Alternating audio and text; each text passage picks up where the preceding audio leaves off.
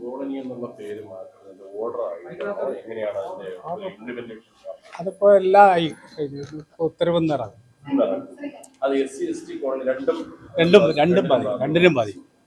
അപ്പൊ നിലവിലുള്ള പേരുകൾ തുടരാം. നിലവിലുള്ള കോളനി എന്നുള്ളത് മാറും. ചിലപ്പോ ചില നിലവിലുള്ള ആ വ്യക്തികളുടെ പേരുള്ളതുണ്ട്, അത് തുടരും. ഇനി തുടരുന്നതിൽ പരമാവധി വ്യക്തികളുടെ പേര് ഒഴിവാക്കുന്നതായിരിക്കും നല്ലത്. അതിന് പകരം പ്രത്യേക ചില പേരുകൾ കണ്ടെത്താൻ വേണ്ടി ആ പ്രദേശത്തെ ആളുകൾ തന്നെ ശ്രമിക്കണം. അത് നമ്മുടെ ഡിപ്പാർട്ട്മെൻറ്റുകൾ അതിൽ ഇടപെടും. ഡിപ്പാർട്ട്മെൻറ്റ് ഇടപെട്ടുകൊണ്ട് ഓരോ പ്രദേശത്തെയും ഇപ്പോൾ ഉള്ള കോളനികളിലെ ആ നാമം മാറ്റി പകരം ഒരു അനുയോജ്യമായിട്ടുള്ള പേര് ആ പ്രദേശത്തെ ആളുകളുടെ കൂടി സമ്മതത്തോടു കൂടിയിട്ടാണ് ഇടുക. പല സ്ഥലങ്ങളിൽ ഇങ്ങനെ ആളുകളുടെ പേര് വെച്ചുള്ള കോളനികളാണല്ലോ കൂടുതൽ. ഉദാഹരണം ഉമ്മൻചാണ്ടി കോളനി എന്ന് പറഞ്ഞ കോളനി ഇടുക്കിയിലൊക്കെ ഉണ്ട്. അപ്പൊ അങ്ങനത്തെ കോളനികളുണ്ട്. അപ്പൊ കോളനി എന്നുള്ളത് മാത്രം മാറ്റി മറ്റ് അതിൻ്റെ ഉമ്മൻചാണ്ടി കോളനി എന്നുള്ളത് മാറും, കോളനി മാറും. നിലവിലുള്ള വ്യക്തികളുടെ പേരിലുള്ള പ്രദേശം ഉണ്ടല്ലോ, അതുപോലെ തുടരും. പക്ഷെ കോളനി ആവില്ല, കോളനി മാറ്റും. ഏതെല്ലാം വ്യക്തികളുടെ പേരിൽ കോളനി ആയിട്ട് അറിയപ്പെടുന്ന ആ കോളനി എന്നുള്ളത് പോവും.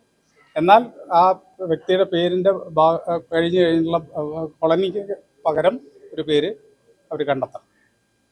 ഇനി പുതിയതായിട്ട് വ്യക്തികളുടെ പേര് കൂടുതൽ ഇടുന്നത് നല്ലതാണെന്ന് തോന്നുന്നില്ല. ചിലപ്പോൾ അവിടെ ചില പ്രശ്നങ്ങളൊക്കെ ഉണ്ടാകുന്നുണ്ട് ചില സ്ഥലത്ത്. അപ്പോൾ അത് പ്രശ്നമാകും. അതുകൊണ്ടാണ് പരമാവധി വ്യക്തികളുടെ പേര് പകരം മറ്റ് പേരുകളില്ല. അപ്പോൾ ഉദാഹരണത്തിന് ഇപ്പോൾ നമ്മുടെ ആദിവാസി മേഖലയിൽ വയനാട്ടിൽ ഒരു സ്ഥലത്ത് ചെന്ന് കഴിഞ്ഞപ്പോൾ അവിടെ വലിയ ഒരു ഉദ്ഘാടന പരിപാടിയായിരുന്നു. അപ്പോൾ അവർ പറഞ്ഞു, അവർ തന്നെ തീരുമാനിച്ചു ഉന്നതി ഗ്രാമം എന്നാക്കി, അടുത്തൊരു സ്ഥലത്ത് പ്രകൃതി ഗ്രാമം എന്നാക്കി, ഒരു സ്ഥലത്ത് ഐശ്വര്യ ഗ്രാമം എന്നാക്കി.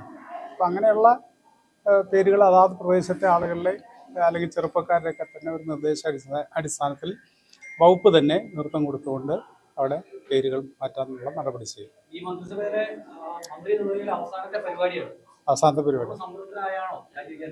പിന്നല്ലാതെ ഒരുവിധം നമ്മളെ കൊണ്ട് കഴിയുന്ന മനുഷ്യസാധ്യമായതെല്ലാം ഈ 3 വർഷക്കാലം കൊണ്ട് ഈ ഡിപ്പാർട്ട്മെൻറ്റ് വേണ്ടി ഈ പാവങ്ങൾക്ക് വേണ്ടി ചെയ്തിട്ടുണ്ട് എന്നുള്ള വിശ്വാസമാണ്. എല്ലാം അവസാനിക്കില്ലല്ലോ, ഒരു കാര്യത്തിനും എന്തല്ലോ. മനുഷ്യൻ്റെ ആവശ്യങ്ങൾ മുഴുവൻ പരിഹരിക്കുക എന്നുള്ളത് അസാധ്യമായിട്ടുള്ള കാര്യമാണ്.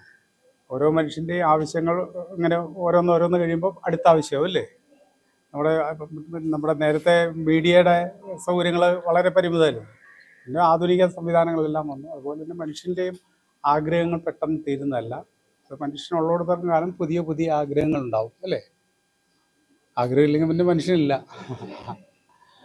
എല്ലാ ആവശ്യങ്ങളും നിറവേറ്റി ഇനി ഒന്നുമില്ല ഫുൾ സ്റ്റോപ്പ് ഇട്ടിട്ട് പോകാൻ നമുക്ക് കഴിയില്ല. നമ്മളെ കൊണ്ട് കഴിയാവുന്ന കാര്യങ്ങളെല്ലാം ചെയ്തുകൊണ്ടാണ് പോകുന്നത്. Okay, thank you very much.